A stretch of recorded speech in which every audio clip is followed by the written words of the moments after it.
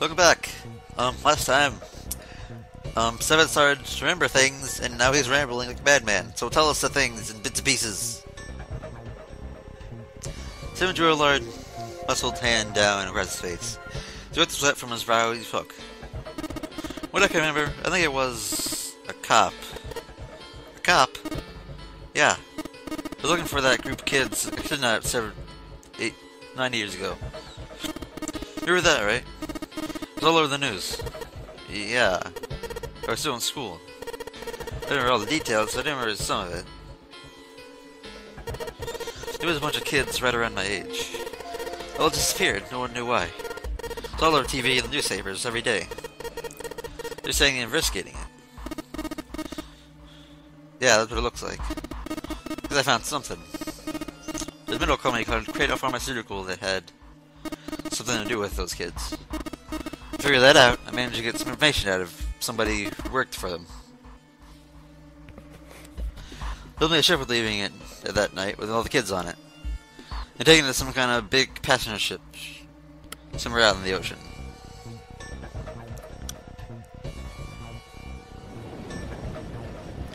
So we headed to the wharf.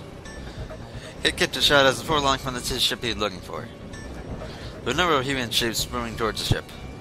They were men in black suits. Many of them were carrying large bags on the ship. The bags, something about them they knew they carried. To be more sake, there were a human being in those bags. Even before he could even realize what he was going to. And as far as he came, his gun already in his hand. He heard that they don't move, but they weren't his. Felt matter touched the back of his head. Drop your gun, came the void voice behind him. Words he felt the cold metal thing behind him press against his skull. Slowly someone crouched down and laid his gun on the ground. And suddenly, he felt a sharp pain in his neck. A needle. Was it some sort of drug? As he was thinking about that, someone felt his face hit the cold concrete beneath him. He felt the chill of it sleeping into him.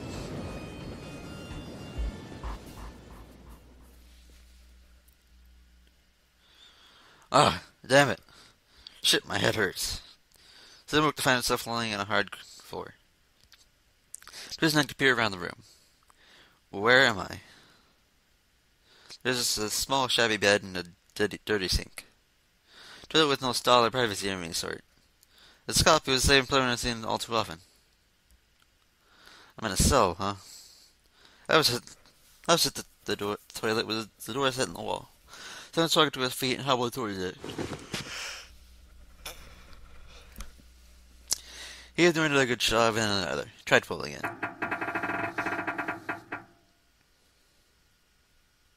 It didn't open. Well, that was about what he expected. It wasn't like likely that someone put him in the cell and leave it unlocked. He threw himself against the door a few times, but to no avail. I knew it.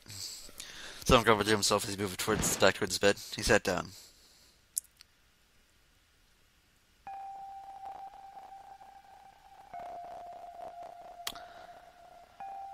Welcome back, Distortion. I hate you.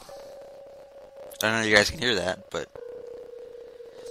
Well, I'm gonna say this right here since I'm on that subject. The reason I get so... I keep mentioning Distortion because... what I hear is louder than what you guys hear. I think. Well, at least that's the way it used to be. It's like really loud. It's like louder to me than it is to you. So it's like, it gets on my nerves. It kind of distracts me. And I'm contemplating whether or not to try and fix it in the middle of this, but... it's not that bad. I'll just deal with it. Anyway. He sat there for a very long time. Just how long, he wasn't sure. Let's get a note off, and had nearly fallen asleep when he was roused by a distant voice. There's over, it's 9. Oh, it was far away, very far away. Someone couldn't understand what it was saying.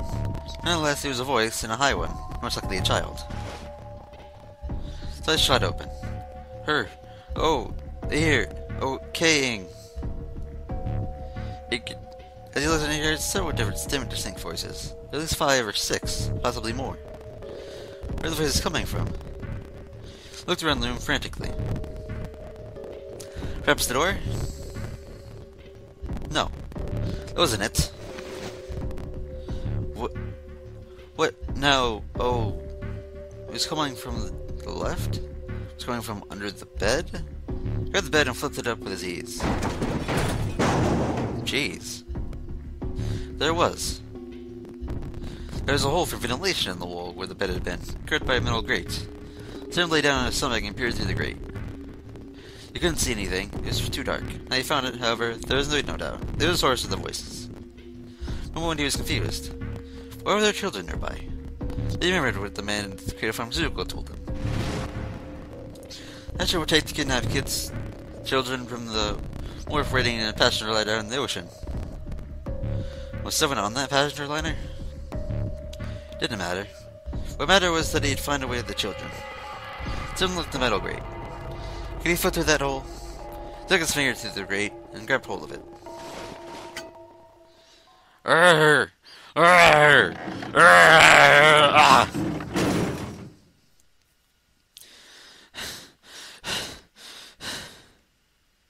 Yeah, how do you like that, you son of a bitch? The dark square sat open before him. Sun wiped the sweat from his forehead and crawled inside.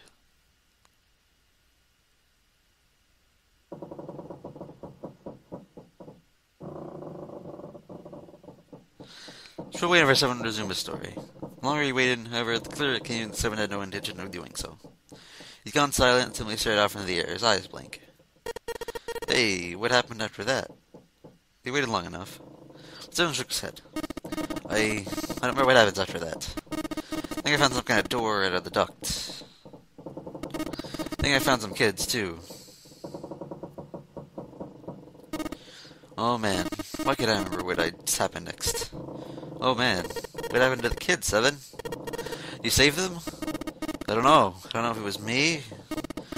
I just got this feeling. I think one of the kids died. A girl, I think. Huh? Theo's heart fell for something very cold. Seven's head dropped, and exposed to the look of sadness like he'd never seen before on the man.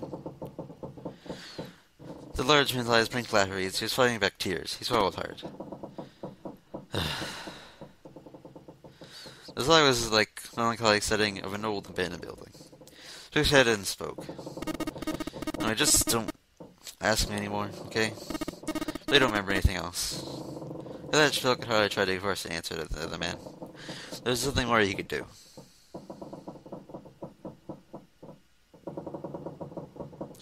Instead, Phil turned his mind to trying to make sense of what Seven had told him.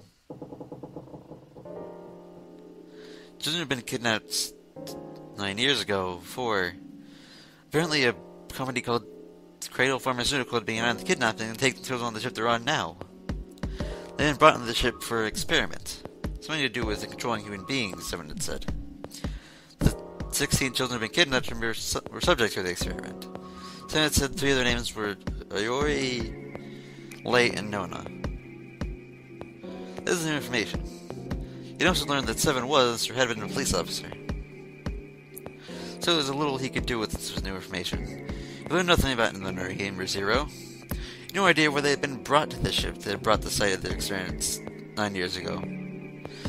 The broken ear can forget what to the purpose of the experiment had been. Control human beings. Could such an absurd experiment really been conducted? For a long 12 realized he had spent quite some time deep in thought.